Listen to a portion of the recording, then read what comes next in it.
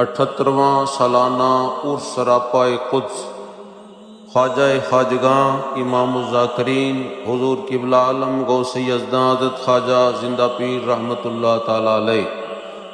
بادشاہ طریقت و تصوف حضور قبلہ پیر بادشاہ صاحب رحمۃ اللہ علیہ، گلے گلستان گمکول شریف حضرت پیر معصوم بادشاہ صاحب رحمۃ اللہ تعالیٰ علیہ۔ 17، 18، 19 اکتوبر بروز جمعۃ المبارک ہفتہ اتوار منعقد ہو رہا ہے، جس میں